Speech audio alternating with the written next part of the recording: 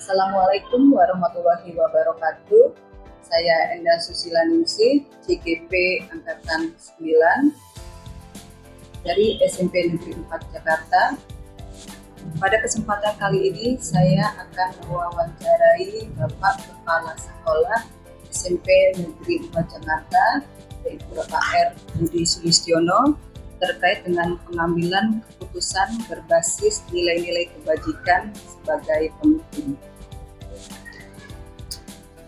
Assalamualaikum Pak Budi. Waalaikumsalam warahmatullahi wabarakatuh. Apa kabarnya hari ini Pak? Alhamdulillah sehat. Alhamdulillah sehat, senang sekali hari ini saya bisa bertemu dengan Bapak.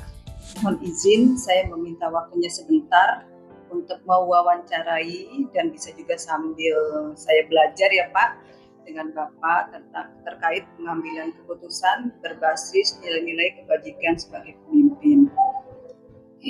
Sebagaimana saya ketahui bahwa Pak Budi ini menjadi kepala sekolah itu sudah beberapa kurun waktu yang lama ya Pak ya. Ya. Yang pastinya sejak Bapak menjadi kepala sekolah itu pasti memiliki pengalaman yang real dan luar biasa dalam pengambilan keputusan. Nah, dalam wawancara kali ini saya akan ada beberapa pertanyaan ya Pak terkait pengambilan keputusan.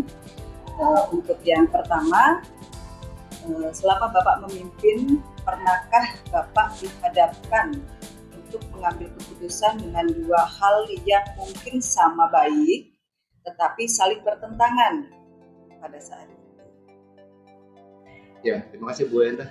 Kalau ditanya apakah ada pengalaman mengambil keputusan selama saya menjadi kepala sekolah, itu memang sudah pernah beberapa kali saya mengalami hal tersebut. Salah satu contoh misalnya bagaimana saya menjadi kepala sekolah bisa mengayomi seluruh stakeholder yang ada di sekolah ini. Nah, berkaitan dengan kasus tersebut, saya mempunyai pengalaman pada saat di SMP Negeri 4 Jakarta ada kekosongan jabatan wakil kepala sekolah, karena wakil kepala sekolah yang lama itu masa periodenya sudah habis dan harus diadakan regenerasi. Nah, kalau berdasarkan peraturan yang berlaku, pemilihan wakil kepala sekolah itu mengikut sertakan stakeholder yang ada di sekolah tersebut, terutama di dalam hal ini SMP Negeri 4 mengikut sertakan para guru, bapak dan ibu guru yang ada di sekolah dan staf tata usaha. Mereka mempunyai hak suara yang sama. Nah, mereka yang maju pada umumnya ini perlu dibanggakan adalah mereka yang mempunyai kemampuan di atas rata-rata.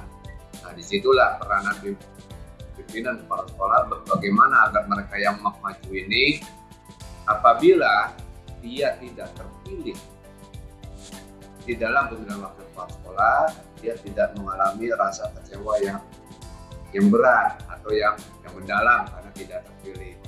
Karena pada prinsipnya wakil kepala sekolah itu dipilih oleh stakeholder yang ada di sekolah tersebut. Jadi kepala sekolah walaupun mempunyai hak prerogatif di dalam mendudukan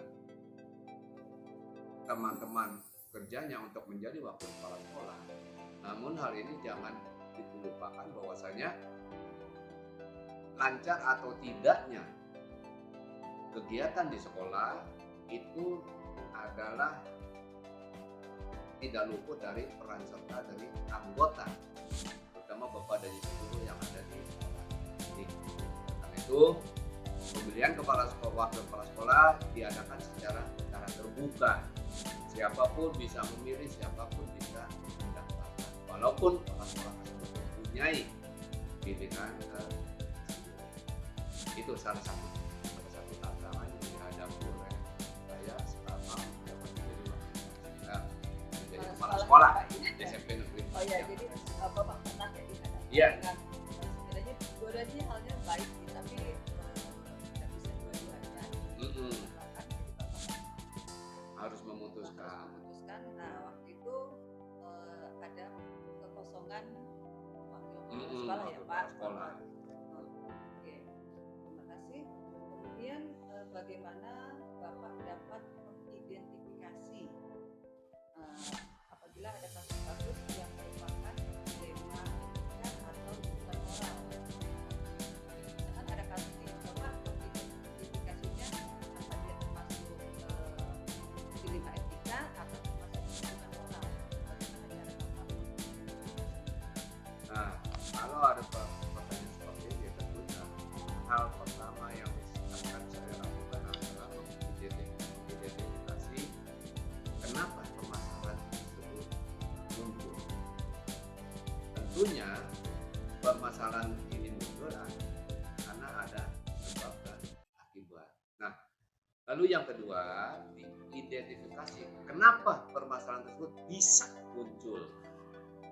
Jadi kenapa permasalahan itu muncul? Kenapa permasalahan tersebut bisa muncul? Ya, Nah, Pak. di sini kita identifikasi permasalahannya apa? Apakah memang dari faktor manusianya atau dari faktor-faktor yang lainnya? Tentunya untuk mengambil keputusan atas permasalahan tersebut, kita tidak bisa lepas dari faktor-faktor yang mempengaruhi di belakang. Jadi tidak bisa kita mengambil keputusan secara sembarangan. Kepala sekolah akan, saya selaku kepala sekolah akan melihat faktor-faktor itu penyebabnya apa sih. Lalu dibicarakan dengan staf, dengan wakil, kira-kira bagaimana menurut mereka jalan keluar yang terbaik. Oleh karena itu peranan wakil di sini, wakil kepala sekolah itu sangat membantu. Ya. Jadi apa namanya Bapak mengidentifikasi itu dari kenapa permasalahan tersebut muncul dan kenapa bisa muncul. Kenapa bisa muncul? Oke. Terima kasih. Ini pertanyaan selanjutnya. Ya. Selama ini bagaimana Bapak menjalankan pengambilan keputusan di sekolah Bapak, terutama pada kasus-kasus di mana ada dua kepentingan yang sama benar, antar sama-sama mengandung nilai kebajikan. Saya ulangi ya Pak. Bagaimana Bapak menjalankan pengambilan keputusan di sekolah Bapak, terutama kasus-kasus di mana ada dua kepentingan yang sama benar atau sama-sama mengandung nilai kebajikan. Oke. Untuk menjawab hal ini, tadi dikatakan sama-sama benar, saya akan melihat dari kedua kasus ini bukan sama-sama benar, tapi resiko dibalik sama-sama benar tersebut. Tentunya yang akan saya pilih adalah resiko yang terkecil di antara kedua yang sama-sama benar tadi.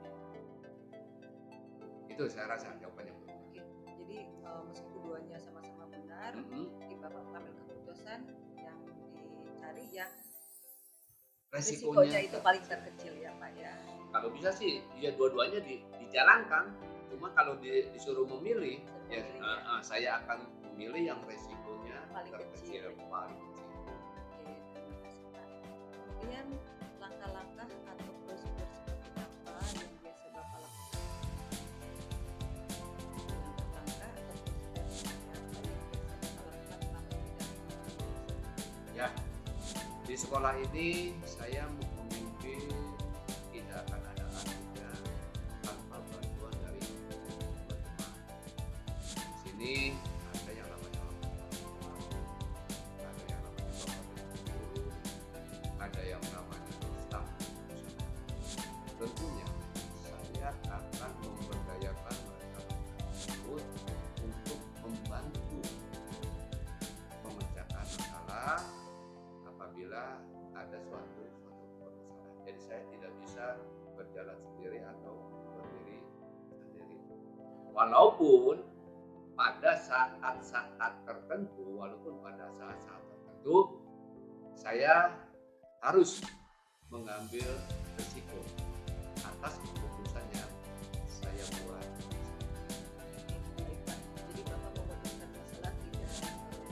berjalan sendiri. Semuanya berjalan sendiri, tapi kadang minta bantuan, Ya. pandangan ya Pak ya, ada kepala sekolah atau staf, saran dari teman-teman. Ya. Ya, Pak.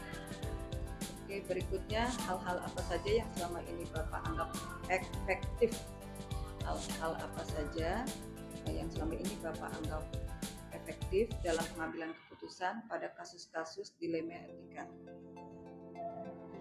Kalau menurut saya hal yang paling efektif itu adalah apabila ada suatu kasus, ya yang pertama kita keterbukaan terhadap kasus tersebut.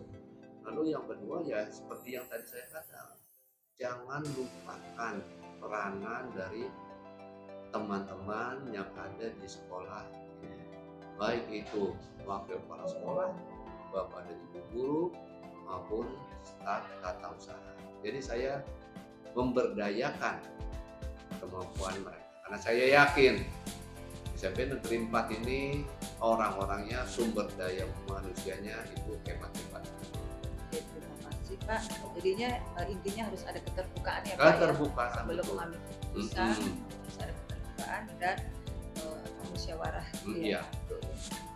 Selanjutnya hal-hal apa saja yang selama ini merupakan tantangan ya, hal-hal yang selama ini merupakan tantangan dalam pengambilan keputusan ada kasus-kasus dilema etika. Tantangannya apa aja nih Pak? Ya, tantangan yang paling utama itu mindset ya, Pak. mindset dari teman-teman di SMP Negeri 4 Jakarta.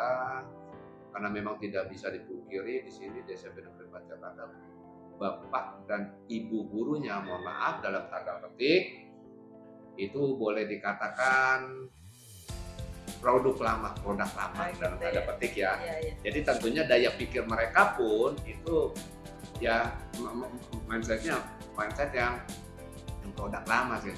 Sedangkan yang namanya dunia pendidikan itu setiap saat itu selalu berubah.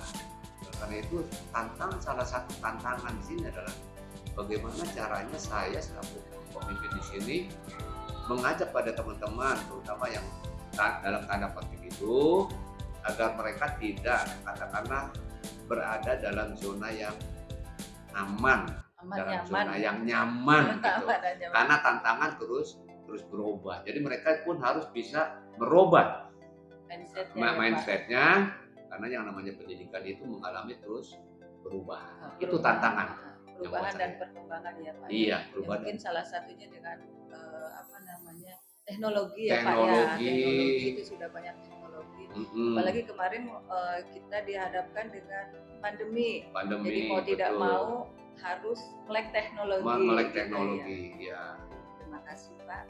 Kemudian apakah Bapak memiliki sebuah jadwal tertentu dalam menyelesaikan sebuah kasus dilema etika? Apakah Bapak langsung menyelesaikannya di tempat atau memiliki sebuah jadwal untuk menyelesaikan masalah dilema etika itu?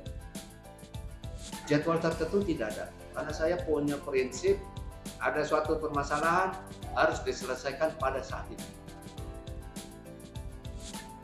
Begitu ya Pak. Iya. Jadi setiap ada masalah supaya cepat selesai ya Pak. Supaya cepat selesai, tidak berkembang, tidak berkepanjangan, jadi harus diselesaikan pada saat itu. Baik, terima kasih Pak. Kemudian adakah seseorang atau faktor-faktor apa yang selama ini mempermudah atau membantu Bapak dalam pengambilan keputusan dalam kasus-kasus dilema etika? Mana pertanyaannya?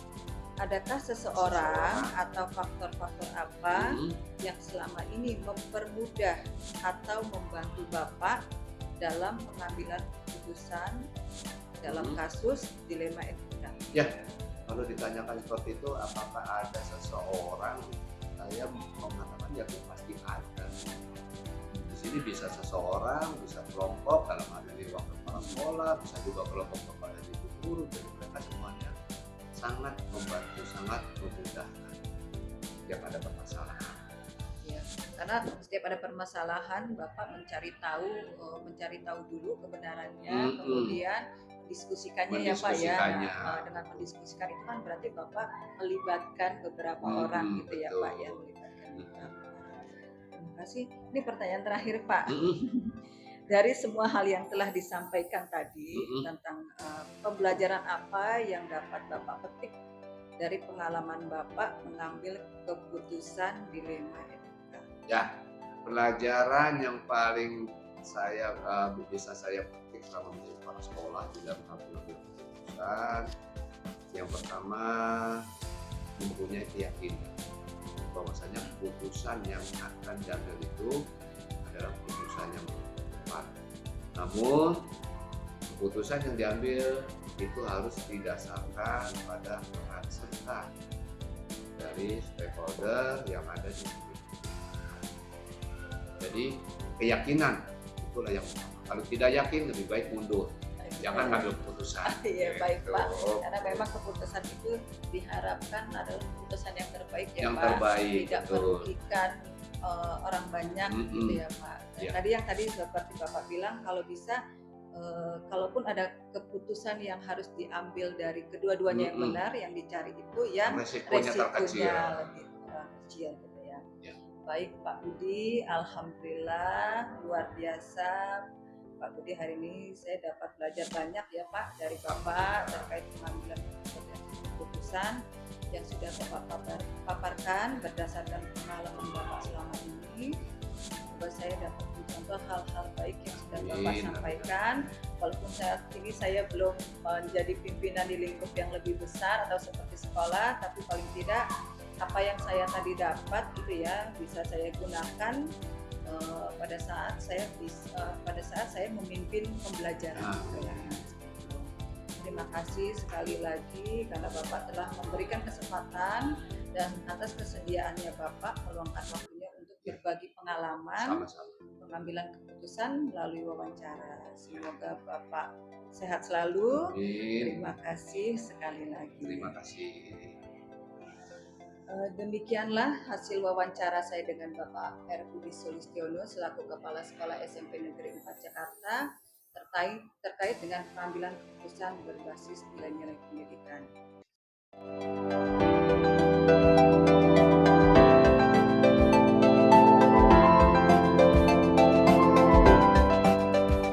Assalamualaikum warahmatullahi wabarakatuh. Perkenalkan, nama saya Endah Susila Ningsih, CGP Angkatan 9 dari SMP Negeri 4 Jakarta. Kali ini saya akan mewawancarai Ibu Purwaningsih dari Kepala Sekolah SMP 181 Jakarta. Assalamualaikum Bu Pur. Ya, waalaikumsalam. Apa kabar hari ini? Alhamdulillah baik. Ya, alhamdulillah baik, sehat ya Bu ya. Senang sekali hari ini saya dapat bertemu dengan Ibu. Mohon izin saya meminta waktunya sebentar untuk mewawancarai dan bisa juga sebagai saya belajar dengan Ibu terkait pengambilan keputusan berbasis nilai-nilai kebajikan sebagai pemimpin. Nah, sebagaimana saya ketahui Ibu Pur itu menjadi kepala sekolah sudah beberapa kurun waktu yang sudah lama ya Bu Pur ya. Tentunya memiliki pengalaman tentang mengambil keputusan ya yang real dan yang luar biasa gitu ya Bu Pur ya. Nah, dalam rangka wawancara kali ini ada beberapa pertanyaan yang akan saya sampaikan ke Bu Pur. Saya mulai dengan pertanyaan pertama ya Bu Pur ya. Selama Ibu memimpin, pernahkah Ibu dihadapkan untuk mengambil keputusan dengan dua hal yang mungkin sama-sama baik, tapi saling bertentangan pada saat itu? Mungkin pernah ya Bu ya. Apalagi ini ke sekolah ya, ada banyak hal lah yang tadi sama-sama baik, tapi kita harus milih salah satunya. Iya betul Bu. Mungkin kalau boleh kasih contoh di era sekarang ini itu kan banyak pelatihan. Contoh era pelatihan untuk guru nih. Guru juga membutuhkan pelatihan untuk pengembangan diri ya Bu. Tapi di sisi lain kan untuk mengikuti ini guru harus meninggalkan kelas kan Kelas gitu. ya, Bu, Itu ya. kan jadi dilema juga. Pengembangan diri bagus, mengajar di kelas juga bagus, tapi guru itu juga harus milih dan kita juga harus ngasih keputusan Kasih keputusan, betul, Bu. diizinkan atau tidak. Nah, berhubung sama-sama bagus ya, artinya apa? Jadi saya mungkin minta guru itu tetap meninggalkan tugasnya yang mungkin nanti bisa kalau seandainya ada guru yang satu mapel mungkin bisa menginval gitu kan, Bisa menemani ya, Bu, mengganti untuk mengajar, atau nanti piket mungkin yang mendampingi. Yang penting anak-anak jangan sampai terlantar nggak ada tugas. Iya, jangan apa, sampai terabaikan ya, Bu, ya. terabaikan gitu. Oke. Kemudian bagaimana Ibu dapat mengidentifikasi kasus-kasus yang merupakan dilema etika atau bujukan moral? Kalau mengidentifikasi secara khusus mungkin enggak ya, tapi dengan adanya kasus itu kan akhirnya kita tahu ini termasuk hal yang harus kita cari solusinya, walaupun tadi mungkin sama-sama baik kita cari yang terbaik atau sama-sama buruk, tapi tetap kita harus cari jalan keluarnya kan gitu. Nggak bisa kita diemin. Nah, kalau mengidentifikasi khusus kayak saya rasa enggak sih. Tapi dengan mengalir begitu aja kayaknya kita nanti akan tahu gitu. Ya baik, bukan mengalir begitu saja ya, jadinya kita pasti tahu tuh mana yang dilema, mana yang bujukan moral gitu ya, Bu, ya.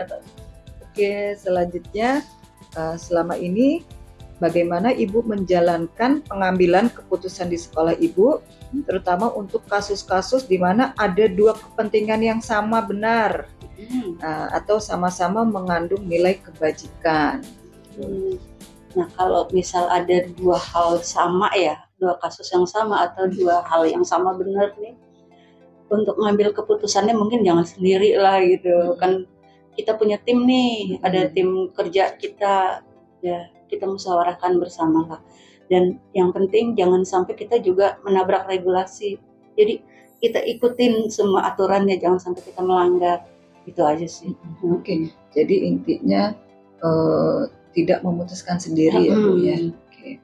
Kemudian langkah-langkah atau prosedur seperti apa yang biasa Ibu lakukan selama mengambil keputusan? Langkah-langkah prosedur ya. Kalau secara khusus mungkin nggak ada ya, tapi mungkin detailnya kalau misalkan ada masalah-masalah seperti itu harus diputuskan. Tadi kita cari data dulu. Yang pasti kita bicarakan dalam ini tim kita tim lah. Ya, kan ada karena sekolah ya. Ini kan kita punya tim manajemen juga kan, artinya kita nggak berjalan sendiri. Kenapa? Kadang-kadang kan kita juga belum tentu kita benar gitu kan. Artinya apa yang kita ambil keputusan kalau sendiri belum tentu juga itu benar di mata yang lain. Tapi kalau dengan kita pertimbangan banyak orang, insya Allah musyawarah, insya Allah kita langkah-langkah kita gitu cari data apa dan kita putuskan bersama, insya Allah itu akan hasilnya lebih baik yang menghasilkan yang terbaik ya, Bu. Betul, ya. gitu. Jadi sama aja ya, dengan tim ya bersama-sama mencari keputusan yang terbaik gitu ya, Bu, ya. Kemudian hal-hal apa saja yang selama ini Ibu anggap efektif dalam pengambilan keputusan pada kasus dilema etika? Efektif itu kan berarti efektif juga efisien gitu ya. Iya, betul, Bu. Tadi mungkin kita setiap kali ada dilema etika itu mungkin kita secepatnya langsung kita tanganin bersama-sama, kita saling berdiskusi, kita cari data-datanya yang memang valid, terus kita cari jalan keluarnya bersama, solusi bersama, dan tadi cari win-win solution kali ya, artinya yang baik gitu, bukan yang baik di antara yang terbaik ya, gitu. Yang baik di antara yang terbaik. Oke. Kemudian hal-hal apa saja yang selama ini merupakan tantangan, Ibu? Tantangan dalam pengambilan keputusan pada kasus dilema etika.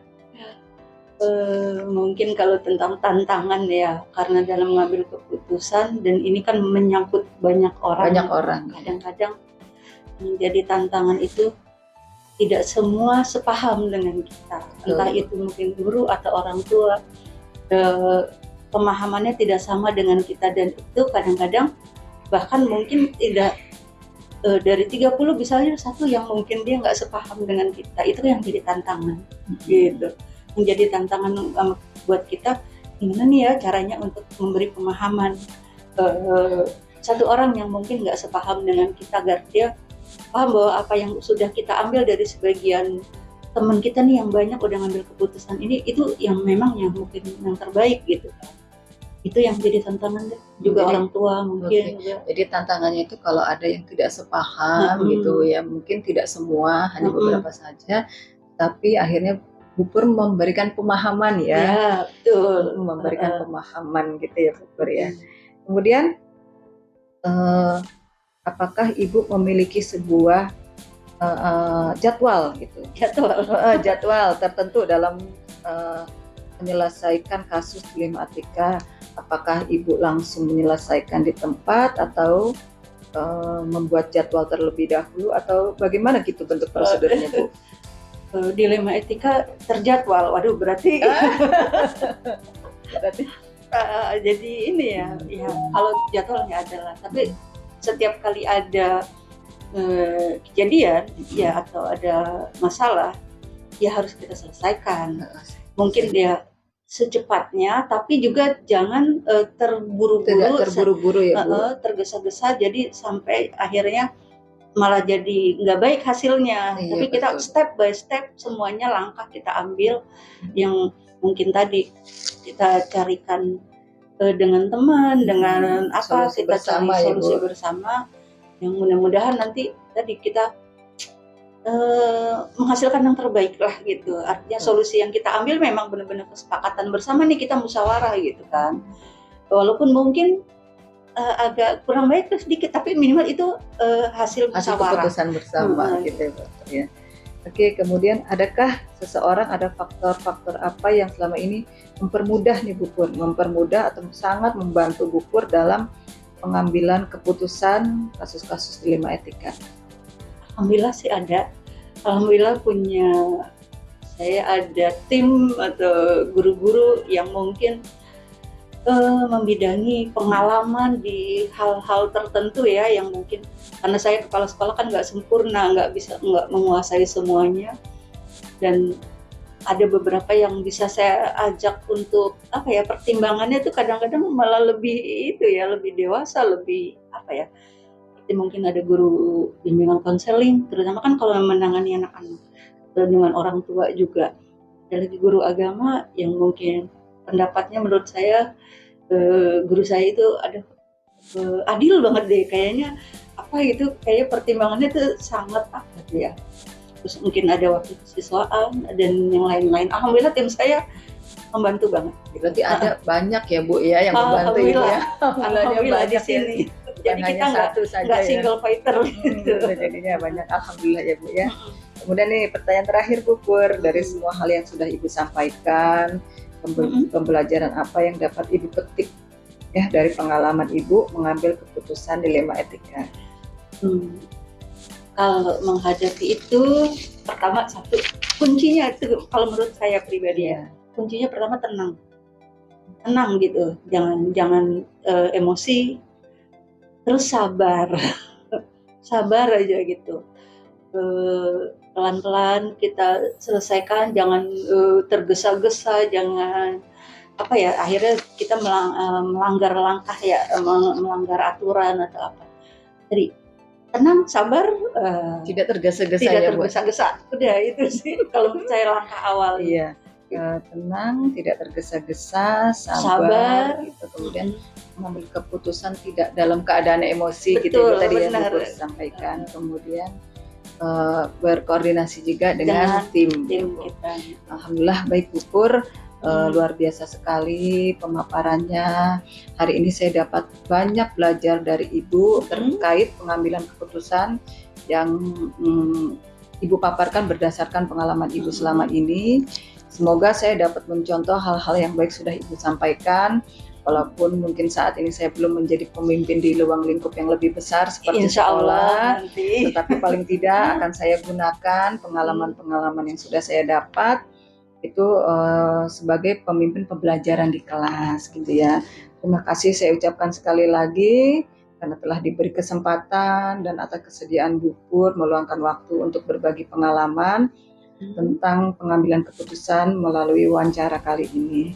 Semoga Ibu sehat selalu. Ya, terima kasih Bu Pur. Anda juga sehat-sehat, sukses. Amin, amin. Terima kasih banyak.